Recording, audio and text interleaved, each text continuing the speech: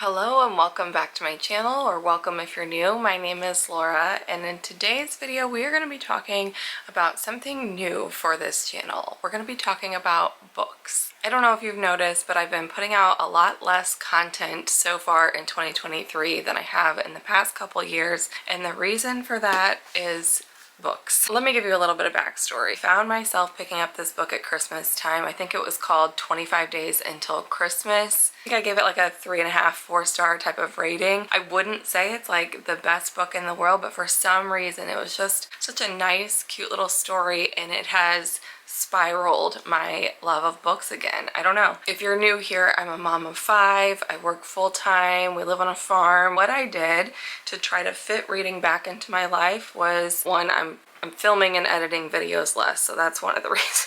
I just kind of replaced the time that I would spend like on weekend mornings or late at night, but after all the kids go to bed, like scrolling on my phone, and I replaced that with reading books. And so that's how I've been able to get back into reading again. I will say that I don't physically own a ton of books. In fact, only one that I'm going to talk about today is a book that I still actually have. A lot of times when I'm finished reading a book, I'll just donate it or let somebody else have it that I think might be interested in reading it.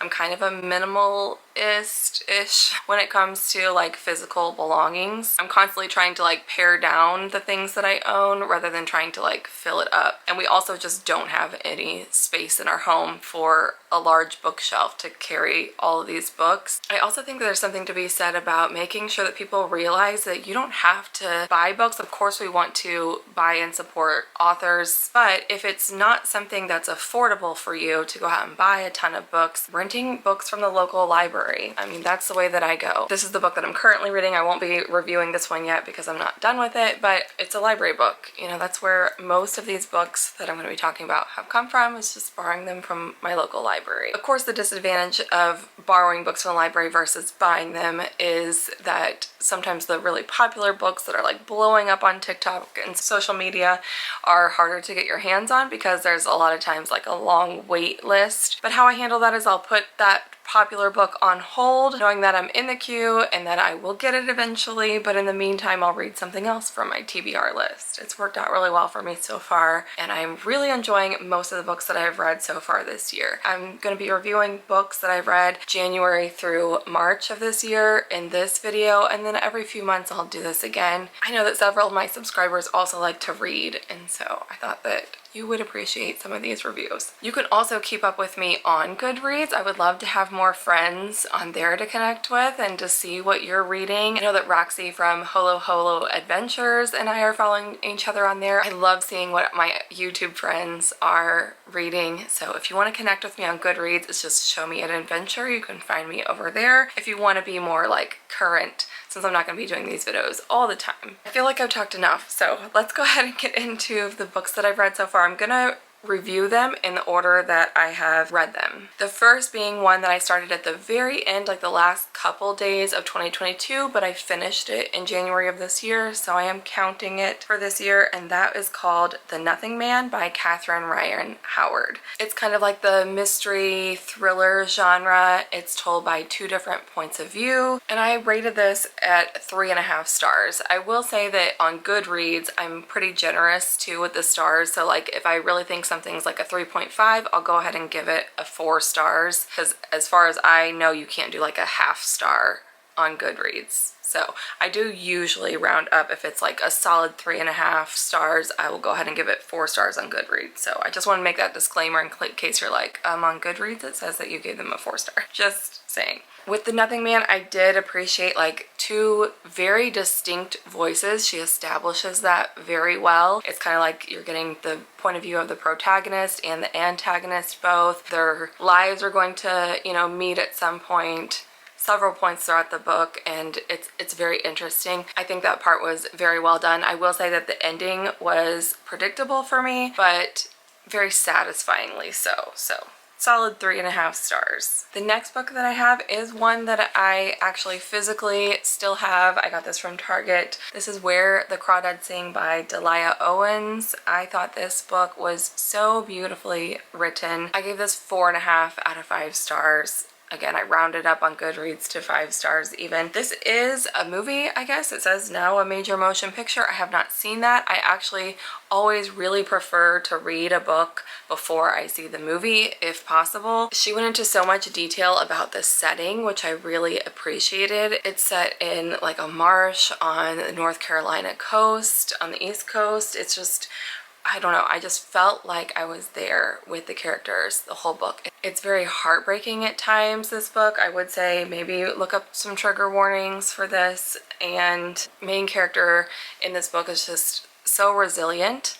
And it seems like it's almost like one of those situations where you're like, how could this person, this girl, possibly survive the things that she is going through? But yet the author makes it believable, you know, at the same time. So I just really enjoyed this book. I would definitely recommend that one. The next book that I read was This Tender Land by William Kent Kruger. Again, very beautifully written story. The children in this book, the main characters are all children and they are so lovable. Like I was rooting for them all the entire time.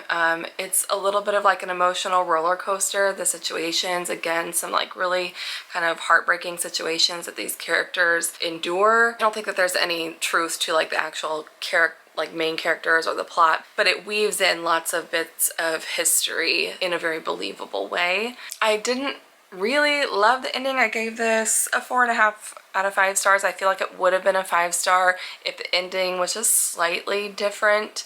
But nonetheless, like I would definitely recommend this book to anybody. And the fact that it ended in our hometown of St. Louis, it kind of hits you like at a personal level. And I just really loved the way that the book was written. The next book that I read was Local Missing Woman by Mary Kubica.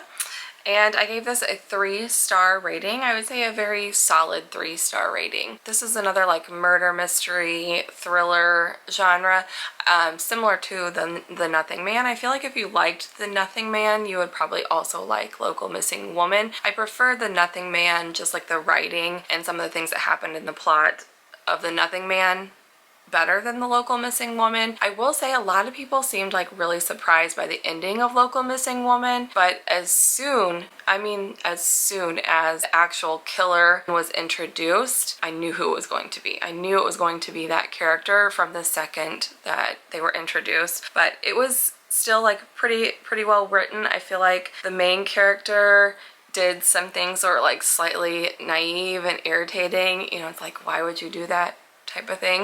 I had a lot of those moments, but overall just a really enjoyable read still. I would say anything that I rate like 3 stars and up is definitely something that I enjoyed reading. The last book that I read in the month of January was Verity by Colleen Hoover, and I gave that a 1-star rating. I think what I learned about myself from reading this book, Verity, and the first Colleen Hoover book that I've ever read, the only one that I've read. I'm not saying I would never read her books again because of this book, but I'm hesitant to read her books again. I feel like if I find somebody that says, hey, I didn't like Verity either, but I did really like this Colleen Hoover book, I would probably give another Colleen Hoover book a chance, but I did not love this book, like, at all. I think my main issue with it was just that it felt like a lot of time was spent kind of beating a dead horse, so to speak, and like, okay, we get it, she's broke, she's a terrible writer, and what else? You know, I don't know. I just was looking for something more that just never really happened towards the beginning of the book or with like the character development. So the result of that for me was just that I couldn't have cared less about what happened to any of the characters in that book. I think that there was a great plot twist at the end of this, and this had the potential to just be, you know, such a more interesting book if I believed in the characters or understood the characters a little bit better. I would say that if you like something that's just like a very surface level, very fast read, I read that book in just a few days, so it is a very fast read. If you want something that's just more like that, but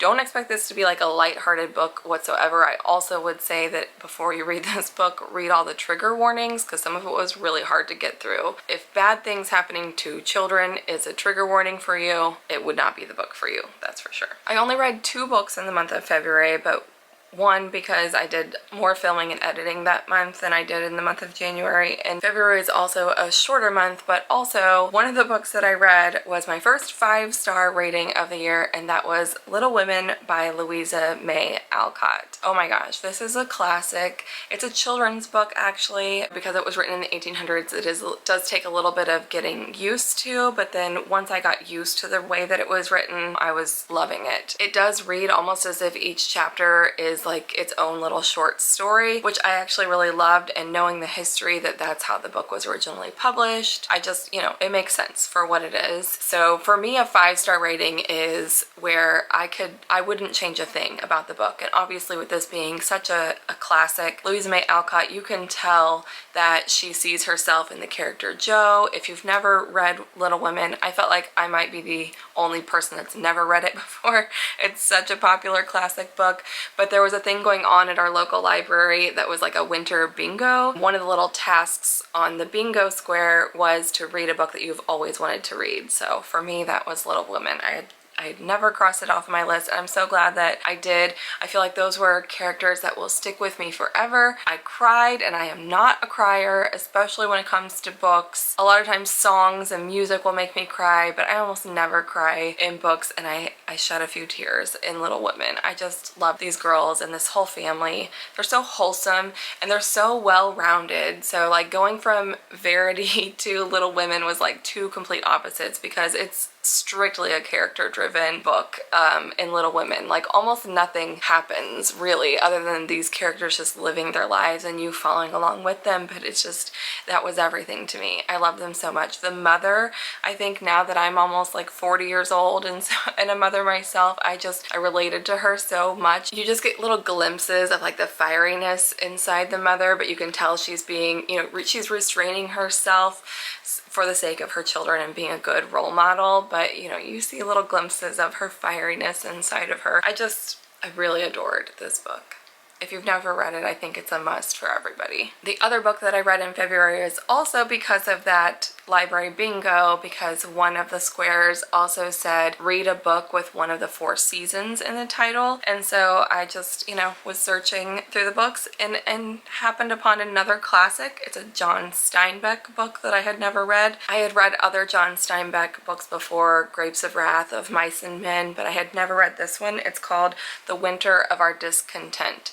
And I thought at first like maybe this book was going to end in a not so John Steinbeck way, which is usually like a very depressing type of ending, but it is in fact a very Steinbeck type of ending. I know that's a little bit of a spoiler alert, but it's also expected. I feel like if you know Steinbeck at all, I don't know of any of his books that don't have some sort of like depressing element to it, but I gave it a 4-star rating. I feel like John Steinbeck just had such a talent for making his characters have so much depth to them, and you know, he tackles a lot of like moral dilemmas that they go through, but he does such a good job of it, making his characters have so much depth, but at the same time their dialogue is just so simple and relatable. I don't know, he was a great writer, and this was the last book that he ever wrote. It was a very interesting read. And that brings me to the books that I read in the month of March. The first one being a brand new book that had just come out in February of 2023, and that is A Mystery of Mysteries, The Death and Life of Edgar Allan Poe.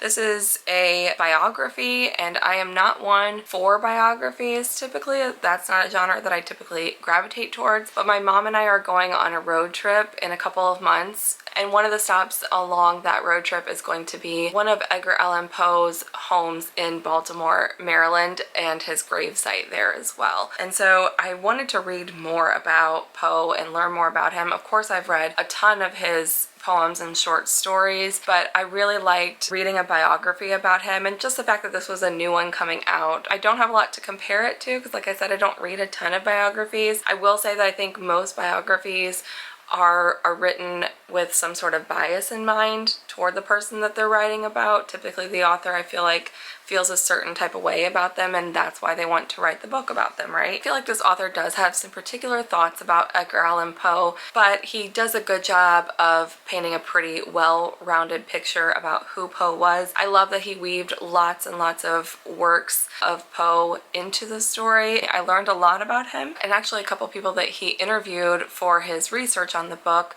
were people associated with that home that we're going to be visiting in Baltimore. So I thought that was pretty interesting as well. I don't know if I ever said what I rated this, but I gave it 4 out of 5 stars. The next book that I read was Take My Hand by Dolan Perkins Valdez. I gave this book a 5-star rating. This was just the type of book that I'm like, there's nothing that I would change about it. I loved the writing style. This is a historical fiction, and so I do think that, you know, maybe the higher rating is because I just really enjoyed that genre too. This is just what I would call a flawless telling of horrifically flawed government decisions that happened in America. Being a government lady myself, I just feel like this was such an important read. It was hard to read at times. Again, trigger warnings to be aware of here, but I couldn't find anything that I would have changed about this book. I just appreciated this story being told in such a respectful and beautiful way. And the last book that I read in the month of March was The Diamond Eye by Kate Quinn. Again, 4.5 out of 5 stars. Another historical fiction, so we're probably not surprised at this point, but I thought this was, again, just very beautifully written. I think that Kate Quinn is quite possibly a genius